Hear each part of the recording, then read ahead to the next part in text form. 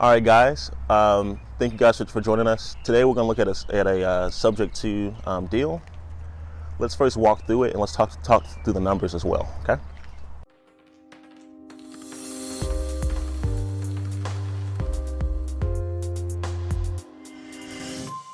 All right.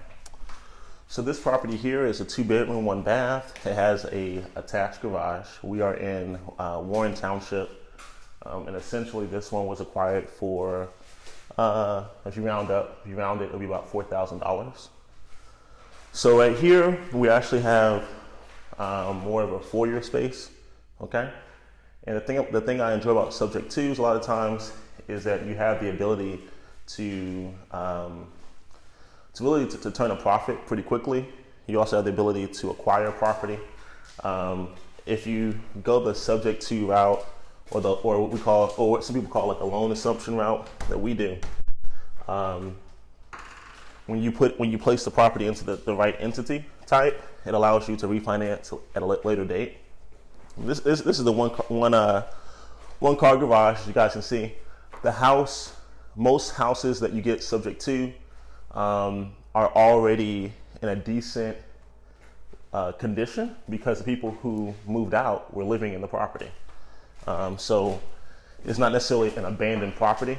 It may be vacant for probably a week in between the time that you get the keys and then the old owner moves out.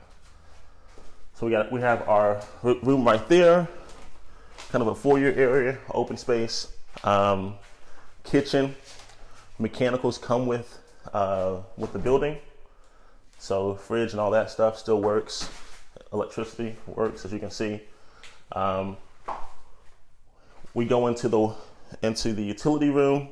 This is where the washer and dryer was, and as you can see, we still got a water heater. We still got a furnace. All that is still fully functioning. We even have our utility or electrical box as well, fully intact. We even have a little folded deck right there for laundry. Got our dishwasher. We got another foyer area or open space area here, as you can see, that leads off to the bedrooms. And we have a fully functioning fireplace. So when you think about it, if you're able to grab this for $3,500, this isn't a bad deal at all. What has to be done here so far, from what I'm seeing, definitely paint. They want to touch up the fireplace, probably scrape or clean up a little bit of the burn marks. But essentially, what you're looking at here is a deal that can possibly be rented out at $850 a month. We can possibly do rentals for veterans as well, or do a lease option to purchase. So that would mean that we would get someone to probably put down a $4,000 down payment, live in this house for maybe 3 years with an option to purchase at the end of the 3rd year. And then the price that we have it at, as far as what the loan is, we'll obviously add a spread on top of that.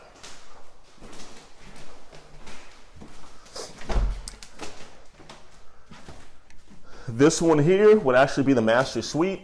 We got a little green paint in here. Like I said, it's in decent condition. We're talking very, very minor touch-ups. So what we would do, of course, is we would actually go ahead and repaint the entire interior of the house into a more neutral color. Make sure that all the light bulbs are in. So for that one right there, we'll get those light bulbs, decent quality light bulbs, put those in, and paint certain parts of the ceiling. So here we are with the bathroom. So, and the family that was living in here, we're always looking for distressed situations. So the family that was living here was actually in foreclosure, and that's essentially how we were able to acquire the property, was through a foreclosure. I personally enjoy the hardwood. I don't like having carpet. So just so you guys know, there's carpet only in the bedrooms.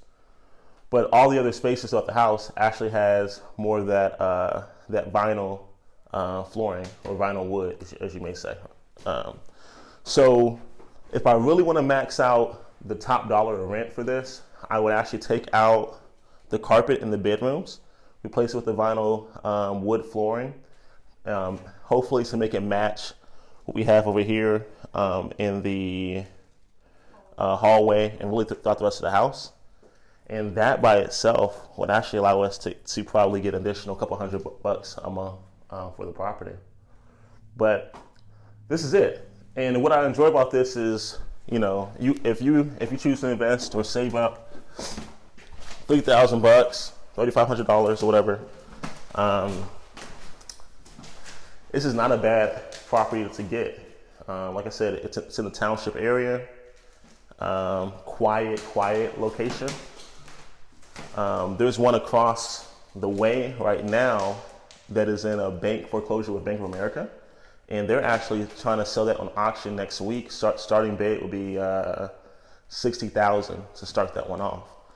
So you could pay $60,000, or you could pay $3,500, and the two houses are actually the exact same when it comes to square footage. So it's a win-win. Anything you might want to add, or any takeaways? Something? I think it's a great property for a great price. Just like Leland said, minor repairs. So I picked up on some details that moms or that women would pick up on if they're looking to buy. So the bathroom needs to be resurfaced, and all of the specs in the wall like this that had things hanging, those will need to be covered before we rent it, because we want to make sure that whoever rents has an opportunity to see a clean surface, so that in case they move out and there are damages, it's not on us, it's on them, because we know we did our due diligence. But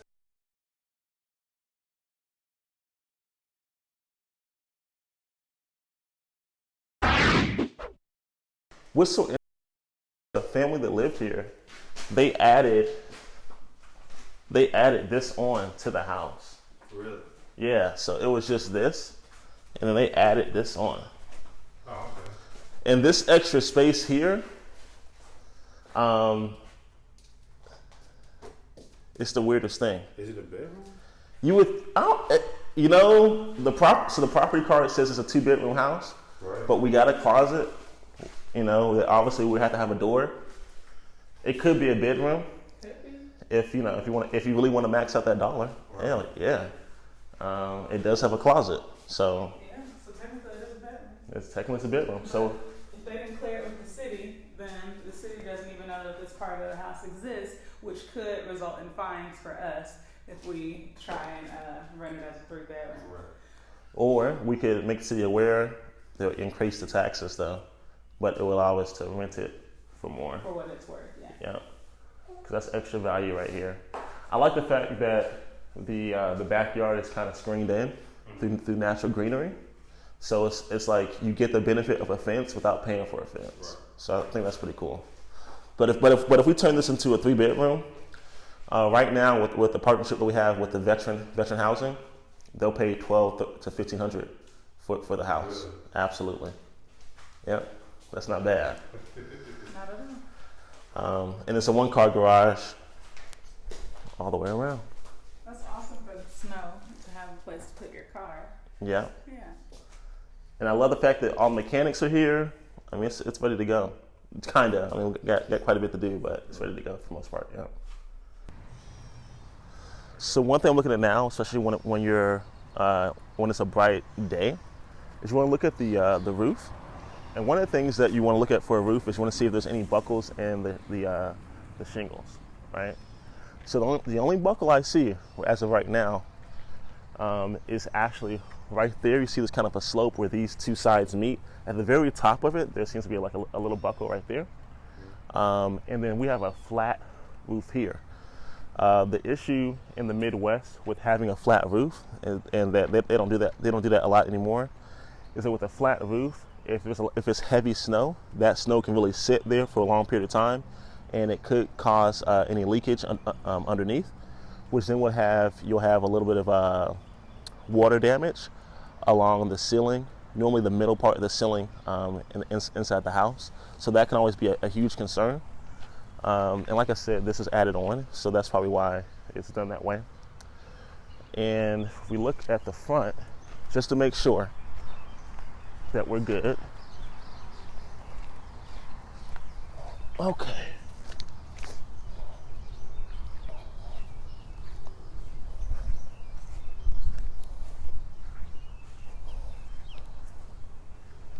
Okay. On this side, it appears to be fine. One thing to look out for would be right here, right where I guess we call it like the mini porch area. That one could be a concern where it's touching the brick. So that one's not completely flat. What you want for the shingles, you want them to be so flat that it can have water run off. But anything that's kind of risen up a little bit can allow water to actually build up, and then that can cause leakage, right? So the cool thing is this property that's across, that is basically right here. This is one that I actually like to go after as well. Right now, Bank of America has control over it, so I'll have to do like a short sale or something for it. But yep, guys, this is another subject to deal that we're adding to our portfolio. If we transform this as a 3-bedroom, I'll tell you guys what the return on investment will be for that. So on the for a 3-bedroom, we can get about $1,200 a month. So that's going to be $14,400 a year. And then let's say we subtract half of that for expenses, so we'll divide that by 2. And then we put in $3,500. Okay. What's the $3,500? That's basically how much I bought it for. Okay. That's the cash. That's the cash out of hand. Right. So if we get basically for $1,200 a month, it's going to be about $14,400. If we subtract half of that if we divide half of that for expenses, then what we end up being is a cash on cash return for about 204% cash on cash return. So essentially, once it's rented, the $3,500 out of pocket, that will be covered up within the first 6 months, and everything else will basically be profit. Yeah, well, the first 3 months actually. Right. Everything else will be profit. So looking at a cash on cash return of 204%. So you're getting your money back like that. Like that, yeah. Like that. Yep. So real estate's awesome. You can't beat it. You can't beat a return like that. I'm sorry. Right. You just can't, unless you're cheating or doing some crazy Wall Street stuff and insider trading. Cool, but for real estate, technically there's no insider trading necessarily for real estate. So 200% cash on cash return. That's awesome. Okay. It makes me smile. So yeah, that's it. So, question about the flat part of the roof. Yes, sir. How would you?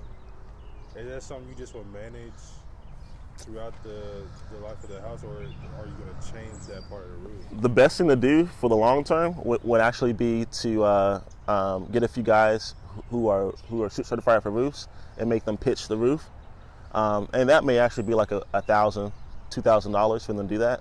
So they'll pitch the roof. They'll put like a little triangle on top of the roof, and then they will basically add the coating, or the, not drywall, but kind of like drywall on the outside, and then they'll go ahead and add the shingles on top of it.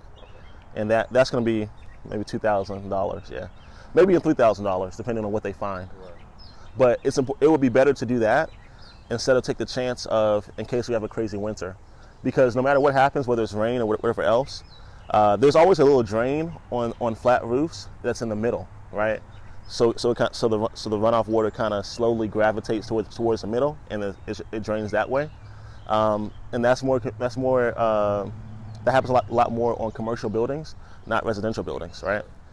But having a flat roof on a house, or at least a part of a house, that water necessarily, there's always going to be something sitting there. I guarantee if we walk on top of that roof right now, we're going to see some kind of puddle somewhere, you know what I mean? And it may not show right now as like active leakage when we go inside the house is dry. Right. But I guarantee that it will eventually seep through, and then it's like it'll be a headache, you know. Right. I can already see the renters like, what the hell's going on? Yeah. So it would actually be in my best interest to spend $2,000 to get that going. Okay. Yeah. That makes sense. That was a good question though. What else? I wouldn't change anything else about the house, except for, I wouldn't change anything. I mean, the grass, of course, to cut that, the blinds, and some interior stuff. But from a foundation standpoint, the house is good. And how do you take care of like the grass and stuff? You pay somebody to do it, or? Yeah, so I'll pay one of the maintenance guys $20 to $30 per property to cut the grass. Okay. Yeah, but eventually once I get the property rented or do a lease option, if I do a lease option, the grass is their responsibility. If I turn it into a rental, the grass is my responsibility. Yeah. So you can see how recently they moved out because they told me that they're moving out yesterday. And I say that because the garbage can still has garbage in it, Right. so they didn't get a chance to put it out. Yeah. What kind of things are you gonna do to prepare to put it on the market for rent, like on the inside or outside? So on the inside, have to get it painted. All right. The dog smell is horrible, and then also the carpet in the bedrooms. Snatch it out and put the vinyl down. Believe it or not, vinyl is not expensive. Right. It looks good though, really but vinyl is not expensive. I think vinyl is probably, we're talking like, I'm gonna say at max $4 a square foot. Right. But the vinyl that I saw in there, I think we can get that. I saw it somewhere. I think we can get that for like maybe $2 per square foot. So it's not that expensive. Right. The bedrooms are not to the point to where they're like super huge, you know what I mean? So we'll be good. Okay. That third bedroom already has the vinyl in there, so just got to worry about that. I would, if I really wanted to make this thing look nice, I would paint the shutters, change the blinds, change the carpet in the bedrooms, level off the bathrooms. Then I would probably take away that dishwasher, right? Okay. If not take away the dishwasher, then go ahead and cut within one of the cabinet space and put it in that way. Okay.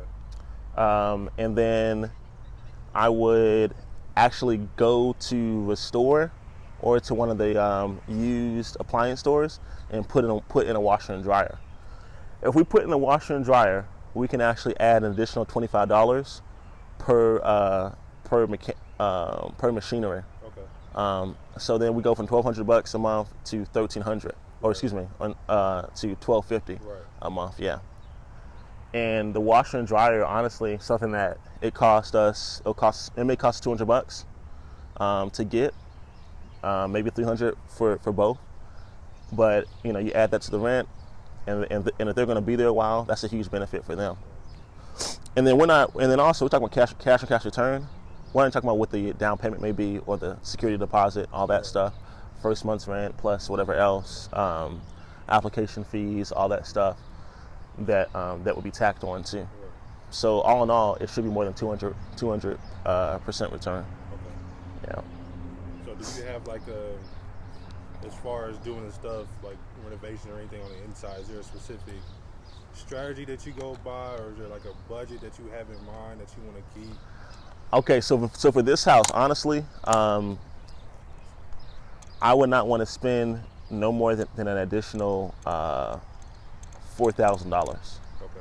to get this one ready to go. Right. Now, I will let you know that next week we're having someone from the local veteran administration, Okay. Veteran Affairs, coming over to actually view the house. And what they'll do is the first time they view the house, they'll actually go through and they'll make marks on what they think is necessary to actually rent it out to a veteran. Right. And then the second time we'll make those repairs or those additions. And then the second time they'll send someone else out. And by that time, that person is actually coming out to verify that those things are done. And then they'll go ahead and put a veteran in the house. Okay. So it's probably like a 3-week process. all in all. So they'll kind of, they'll be like, it's best to have this done, that done, and this done. But essentially, if we kind of be proactive, it'll be less of a back and forth. Right. But I know for a fact, just as this property is right now, I believe that worst case scenario, if I put a sign out in that yard, rent to buy, I put a rent to buy sign out in that yard, and I say rent to buy at $1,000 a month, somebody would do it. Right.